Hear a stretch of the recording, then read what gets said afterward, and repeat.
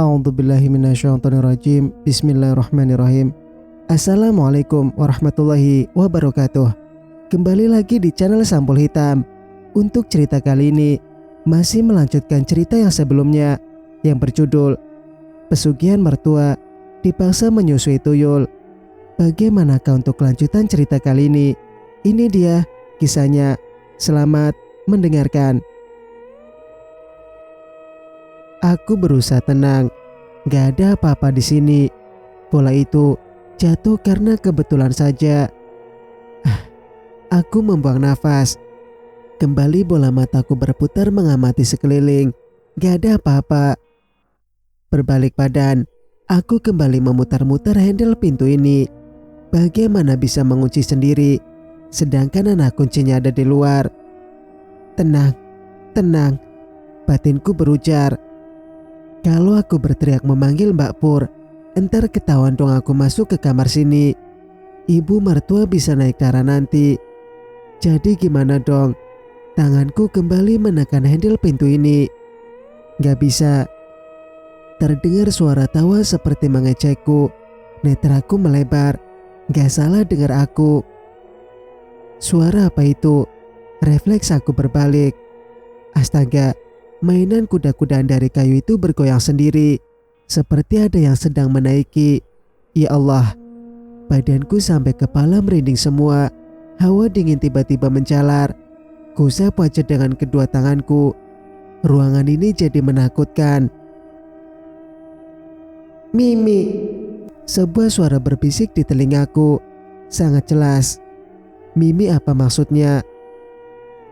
Aku harus keluar dari sini. Nafasku memburu. Ku tekan-tekan handle pintu sekuatnya. Tanganku memukul daun pintu di depanku. Suara tertawa cekikikan anak kecil terdengar semakin mendekat padaku.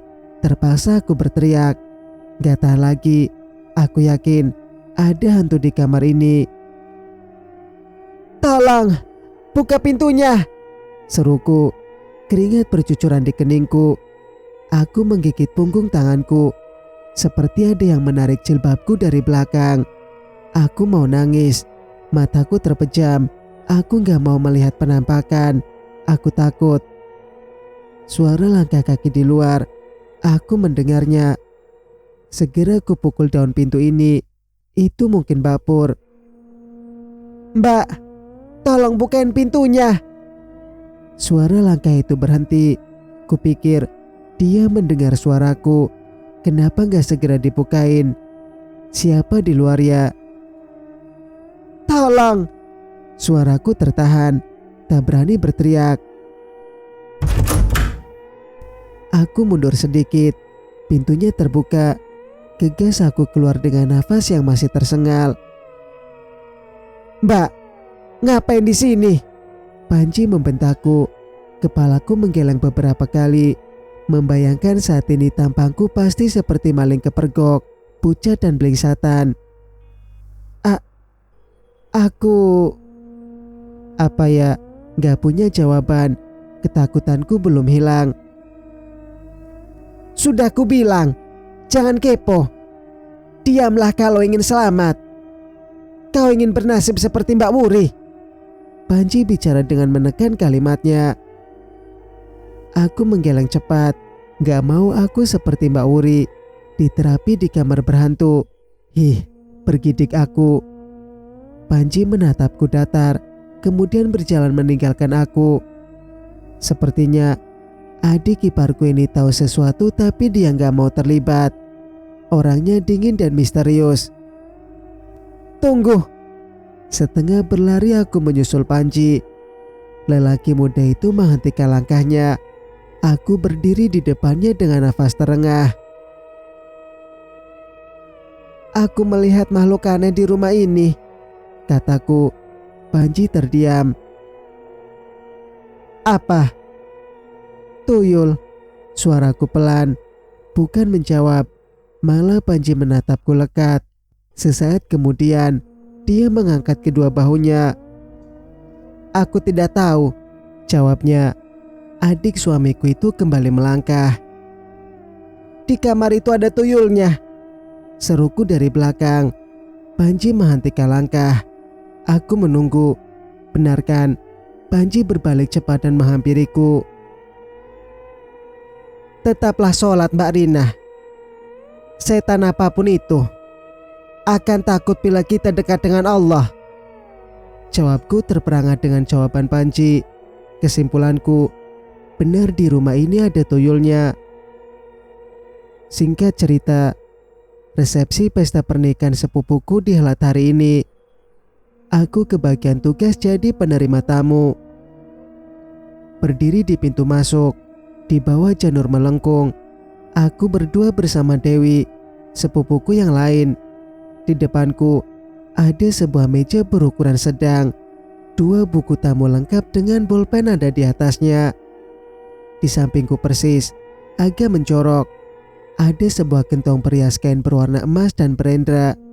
Itu gentong uang buat para tamu memasukkan sumbangannya. Gentong uang ada 2, satu di dekatku ini dan satu lagi di sana, depan pelaminan. Tamu yang hadir banyak. Teman bule, Pak Le, teman ibuku dari pasar. Ibuku juga jualan di pasar desaku. Jualan sembako juga, tapi gak terlalu besar kiosnya. Dulu, aku sering bantu ibu di pasar, makanya terus ketemu lagi sama Mas Harun. Dari jauh, aku melihat mobil ibu mertuaku datang. Mereka turun dan berjalan kemari.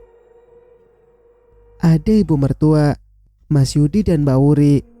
Suamiku mana? Aku berdiri, kok gak kelihatan.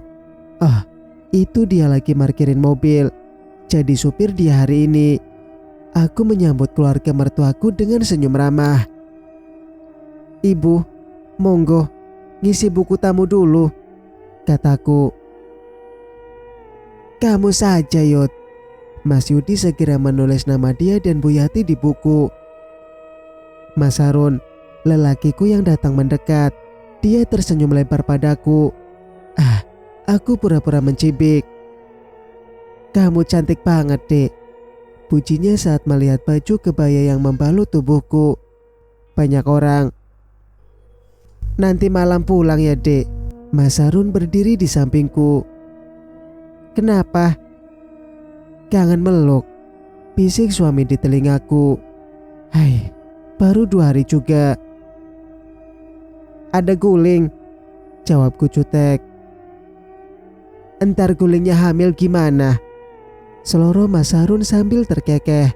Aku menyenggol lengannya dengan sikuku. Tahu kusuruh Mas Harun bergabung dengan ibu dan kakaknya yang lagi menikmati makanan. Setelah selesai, ibu mertua, Mas Yudi, Mbak Wuri dan Mas Harun berpamitan. Melewati gentong, ibu mertuaku berhenti, membuka tasnya dan mengambil sebuah amplop. Dimasukkannya amplop itu ke dalam gentong. Hanya ibu saja yang memasukkan di gentong ini. Mas Yudi maupun Mbak Wuri tidak. Rina, ibu pulang dulu, pamit ibu mertua. Iya Bu. Aku mengantar mereka sampai depan. Mas Harun merangkulku terus. Beneran kangen nih suamiku. Saat aku kembali ke meja penerima tamu, ada beberapa orang merubung kantong uang. Mereka membuka dan seperti mencari sesuatu. Aku berdiri di belakang mereka. Yang itu amplopnya. Bu Basri, tetangga buleku merogoh tangannya ke dalam kantong. Semua mata mengawasi. Sebuah amplop putih diambil Bu Sari dari kantong. Amplop itu sepertinya akan dipisahkan dari yang lain. Buka Bu, Pak RT menyuruh. Beberapa orang tampak mendekat. Tambah banyak orang jadinya. Ada apa sih ini? Bingung aku. Lah, beneran toh, isinya nyeleneh, seru Bu Basri. Aku mencoba melihat, tapi terhalang punggung beberapa orang. Berapa Bu isinya? Bu Supri ingin tahu, sama kayak aku. 25.300, teriak Bu Basri agar semua orang dengar. Jumlah yang aneh. Kenapa harus disertakan 300 rupiah? Ini duit tuyul, dipisah aja, nanti hilang semua uangnya, kata Bu Basri lagi sebagai penanggung jawab ketua panitia acara. Iya Bu, bawa masuk saja. Bu Basri masuk ke ruang bule, diikuti beberapa orang. Kasakusuk yang ku dengar, uang nyelana itu dari mertuaku. Benarkah? Singkat cerita, malam Jumat Kliwon datang lagi. Dari sore sehabis pulang dari toko, Mas Harun sudah menyiapkan telur ayam 3 dan seekor ayam hitam. Buat apa sih Mas? Tiap malam Jumat kau bawa ayam sama telur keluar? Tanyaku heran. Mas Harun mendongak menatapku. Memang ini syaratnya, Dek. Suamiku berdiri, keningku mengerut. Syarat apa memangnya? Cecarku ingin tahu. Mas Harun menggaruk rambutnya. Itu loh Dek, ayamnya biar jadi banyak. Jawabnya terbelit-belit.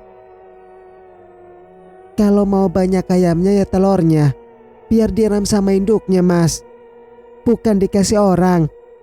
Suaraku meninggi. Mas Harun ini dari dulu emang lemot. Pantas saja dia disuruh seperti pembantu sama Mas Yudi. Kutinggalkan Mas Harun yang oonnya kebangetan itu. Memasuki rumah, aku melihat ibu mertua, Mas Yudi dan Mbak Wuri sedang duduk-duduk mengobrol sore di ruang tengah. Telingaku tak sengaja mendengar percakapan mereka. Bu, sepertinya kita harus segera mencari pengganti Wuri, kata Mas Yudi. Memangnya kenapa Wuri? Tanya ibu mertua. Bu, Wuri sudah isi. Mas Yudi agak berseru mengatakannya. Ada nada gembira di suaranya. Aku tersenyum, ikut senang. Pada akhirnya Mbak Wuri bisa hamil juga. Berarti terapi ibu hebat. Baru aku mau bergabung dengan mereka untuk mengucapkan selamat buat Mbak Wuri. Suara ibu mertua membuatku mengurungkan niat. Tapi malam ini Wuri harus menyusui dulu. Menyusui apa? Mbak Wuri baru hamil, kok sudah disuruh nyusuin? Nyusuin siapa? Bola mataku memutar. Mencari posisi anak buat menguping. Mencari posisi anak buat menguping. Sebelah tembok ruang makan aja. Di sini bisa nguping dan gak kelihatan. Tapi Bu, kondisi saya makin lemah. Takutnya janinnya gak kuat. Itu suara Mbak Wuri. Kasihan sekali. Iya Bu, kasihan Wuri. Sudah 2 tahun menyusui. Yudi pengen punya anak Bu. Tidak bisa. Ini malam Jumat, harus ada yang nyusuin. Suara ibu menekan. Mas Yudi dan Mbak Wuri terdiam. Aku yang menguping juga ikut tegang. Kasihan Mas Yudi dan Mbak Wuri. Nyusuin anak siapa sih? Bagaimana kalau Rina Bu? Suruh dia gantiin Wuri. Usul dari Mas Yudi membuat jantungku hampir lepas. Kaget aku. Netraku melebar. Gantiin Mbak Wuri ngapain ya? Dek, ngapain? Aku menjerit tertahan. Kututup mulutku dengan tangan. Shh. Aku mendelik pada Mas Harun yang datang mengagetkan. Untung ibu, Mas Yudi dan Mbak Wuri gak dengar. Ku beri isyarat Mas Harun untuk ikut nguping. Suamiku ikut berdiri di sampingku. Berdua kami menguping. Kenapa harus nguping Dek? Bisik Mas Harun di telingaku. Shh. Ku tempelkan jari di mulutnya sambil mataku mendelik. Berisik. Mas Harun mengangguk 2 kali. Artinya dia mengerti. Rina memang harus menggantikan Wuri. Nanti kita bicarakan sama Harun dan Mbah Sumar, kata ibu. Dadaku berdebar cepat. Kenapa membawa nama Mbah Sumar? dukun kondang desa seberang sungai. Aku menoleh ke Mas Harun. Lelaki itu terdiam dengan wajah tegang. Kupikir dia sudah mendengar semuanya. Aku akan meminta penjelasan padanya nanti. Dek, ayo kita ke kamar. Jangan nguping. Nanti ketahuan. Mas Harun menepuk pelan bahuku. Aku mengangguk. Memang aku mau mengajaknya ke kamar. Akan kupaksa dia bercerita. Ada apa sebenarnya di rumah ini? Dan kenapa nama Mbak Sumar disebut? Dengan berjingkat, aku dan Mas Harun pergi dari sini. Sampai di kamar, Mas Harun terdiam lama. Sepertinya dia sedang berpikir berat. Aku jadi khawatir otaknya ngebul. Mas, apa maksudnya aku menggantikan Mbak Wuri itu? Tanyaku segera. Mas Harun menunduk. Terus menyusui. Itu menyusui siapa? Berondongku dengan pertanyaan. Mas Harun menoleh. Tatapannya jadi aneh. Aku tidak tahu, Dek. Tiba-tiba Mas Harun menarik tubuhku dan memeluknya erat. Kenapa nih? Aku kagetlah. Aku tidak akan membiarkan itu terjadi, Dek. Tenanglah. Aku akan bicara pada ibu. Detak jantung Mas Harun kurasakan cepat. Nafasnya juga cepat. Sepertinya Mas Harun berada dalam situasi menegangkan. Aku semakin perhatian. Ada apa sih, Mas? Kenapa kamu tegang sekali? Dek, kamu tunggu di sini. Aku akan bicara sama ibu. Suamiku itu berdiri berjalan cepat ke pintu. Mas Harun membukanya. Aku berdiri, bermaksud ikut dengannya. Tapi Mas Harun mengunci pintu dari luar. Maksudnya apa coba? Aku langsung menekan handle pintu. Sial, dikunci beneran. Padahal aku ingin tahu yang terjadi. Kenapa Mas Harun begitu takut aku disuruh menggantikan Mbak Wuri? Sudut pandang autor. Harun berlari keluar kamar setelah mengunci istrinya di dalam. Harun tak ingin Rina mengetahui kebenaran yang sesungguhnya tentang rahasia pesugihan keluarganya. Sampai di ruang tengah, Mas Yudi, Bu Yati, dan iparnya Wuri masih di situ. Mereka semua menatap kedatangan Harun. Harun, baru ibu mau memanggilmu, ucap Bu Yati ibunya. Duduklah. Harun yang masih tegang duduk berkumpul dengan keluarganya. Sepertinya sudah saatnya Rina menggantikan Wuri, Bu Yati berkata sambil melirik anak keduanya itu. Kepala Harun menggeleng. Jangan, Bu, tolong, lirih Harun. Dia tidak ingin Rina, perempuan baik yang menjadi istrinya itu, menyusui tuyul. Bergidik Harun membayangkan. Ngomong apa kamu? Bentak Mas Yudi. Harun tak peduli. Dia sudah bertekad tak akan menjadikan Rina sebagai bagian dari pemuja setan ini. Rina sudah menjadi bagian dari keluarga ini. Dia harus mau nyusui Gombak, Goblak, Able dan Dulsa. Netra Bu Yati melebar menatap Harun. Tapi Bu, bukankah Mbak Wuri yang sudah berjanji untuk menyusui mereka? Harun menyanggah. Dia tahu betul Mbak Wuri dulu yang bersedia jadi ibu susu buat tuyul ibunya. Istriku ini sedang hamil. Sudah 2 tahun dia menyusui tuyul. Sekarang giliran istrimu. Bentak Mas Yudi lagi. Tidak, Harun berteriak. Bu Yati, Mas Yudi, Mbak Wuri serentak menatapnya. Harun melempar pandangan kepada mereka satu persatu. Bagaimanapun, dia tidak akan membiarkan Rina menyusui tuyul. Terlambat, Harun. Kau sudah masuk bagian pemujaan ini. Perjanjiannya adalah harus ada yang menyusui tuyul, atau mereka akan meminta tumbal nyawa. Lemas sudah tubuh Harun mendengar ucapan ibunya. Menyesal dia, kenapa dulu mengikuti ritual perjanjian dengan iblis. Bersambung, nantikan kelanjutan ceritanya di video berikutnya. Mas Sukir pamit. Wassalamualaikum warahmatullahi wabarakatuh.